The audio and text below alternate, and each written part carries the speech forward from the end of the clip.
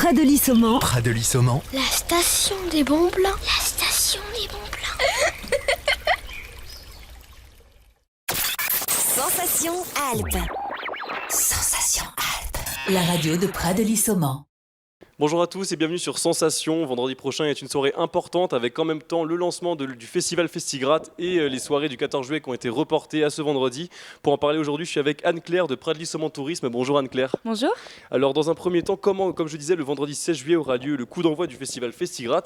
Donc il y a des têtes d'affiche comme les groupes Gilles Lucky ou encore Emea. Est-ce que vous pouvez un petit peu nous présenter ces différents groupes ?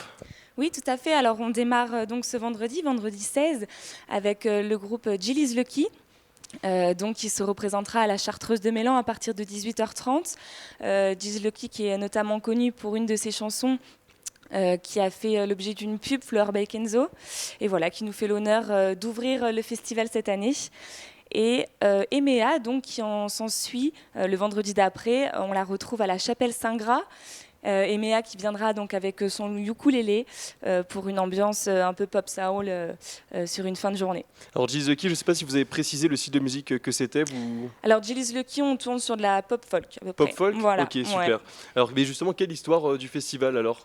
Alors Festigrat, c'est la 13e année donc qu'on propose ce festival. Il a évolué au cours des années, notamment au niveau des lieux. Et cette année, il fait peau neuve, donc on propose 2 nouveaux lieux. La Chapelle Saint-Gras et la Chartreuse de Mélan, qui sont des dates qui n'ont jamais existé au niveau du festival. Voilà, c'est un peu le concept d'un festival sur des lieux insolites sur la station de Près de Lissoman et les villages de Taninges aussi. Alors comme lieu insolite, justement, il y a le Haut-Fleury.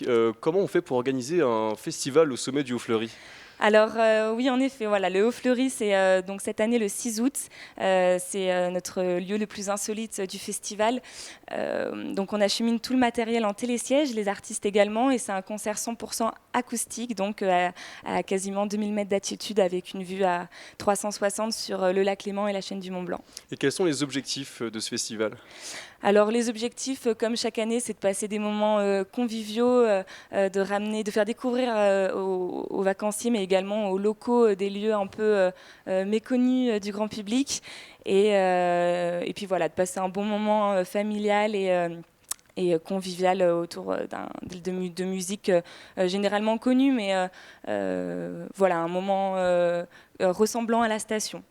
Alors il y aura beaucoup de styles de musique, il y en aura pour tous les styles, même il y aura du jazz en passant par la soul et la pop folk. Est-ce que vous avez une volonté de toucher un plus large public avec tout ça ? Alors, on reste sur un public, comme je vous le disais, vraiment familial. On n'est pas sur un festival 100% jeune ou axé sur une tranche d'âge. Voilà, on reste sur un esprit ouvert à tous et plaisant pour tout le monde. Alors pour ceux qui préfèrent la pop folk, il y a le groupe Niskens donc qui jouera le 20 août à Taninges, si je ne me trompe pas. Tout à fait. Est-ce que vous pouvez un peu nous parler de leur univers ? Oui, alors Niskens, pour ceux qui peuvent le connaître, il a fait il s'est fait connaître grâce à un passage dans The Voice. Et voilà, il nous fait l'honneur cette année de venir chez nous dans une ambiance, comme vous l'avez bien dit, donc pop folk, et quelque chose de très posé où c'est un concert qui peut s'écouter facilement assis autour d'un petit coup à boire entre amis. Alors on a parlé de pop folk, mais il y aura aussi de la soul pop avec le groupe Journeyman, donc qui sera présent le 30 juillet à Roche-Palu. Qui c'est ? Alors Journeyman, pour ceux qui étaient au Festigrat l'année dernière, il nous a fait l'honneur d'être là à la date de Mieuxy, donc en 2020. C'est un jeune homme du coin qui vient donc pour un concert également 100% acoustique à Roche-Palu. Et voilà, c'est une ambiance un peu qui ressemble à Niskens, très calme et très reposante pour une après-midi à Roche-Palu. Alors vous venez de dire que Journeyman était présent déjà lors de la dernière édition. Est-ce que vous avez déjà eu des retours justement des artistes par rapport au festival, peut-être une affection particulière qu'ils ont avec ça ? Tout à fait, oui. Alors Journeyman, il nous a lui-même recontacté cette année pour connaître nos disponibilités par rapport au Festigrat. Il nous restait cette date de Roche-Palu qui n'était pas encore prise. Et lui avait la volonté cette année de jouer dans un lieu insolite, un lieu sur les hauteurs. Et donc c'est pour ça qu'on lui a proposé cette année le lieu de Roche-Palu. Vous venez de parler de lieu insolite justement. Chaque concert va se dérouler dans un lieu différent. Qu'est-ce que vous entendez par lieu insolite et d'où vous est venue cette idée justement d'organiser des concerts dans différents lieux comme ça ? Alors oui, en effet. Donc il y a 6 lieux différents, 6 dates, 6 lieux différents. Initialement, Festigrad était sur Tanin-Gimiosi, sur des lieux plutôt accessibles. Et cette idée de proposer quelque chose d'insolite, en fait, comme les Hauts-Fleuris, Roche-Palu, Assomment, ou la chapelle Saint-Gras, qui est un endroit très méconnu autant de nos vacanciers qui peut l'être aussi des locaux. C'est une manière de faire découvrir certains coins et puis d'avoir ce plaisir d'écouter de la musique, d'être à un concert en ayant une vue généralement à couper le souffle. C'était important pour vous de relancer ce festival après un an de crise sanitaire ? Oui, tout à fait. Alors, ça a été beaucoup de remise en question et d'organisation pour arriver à boucler tout ce festival. Mais on a privilégié cette année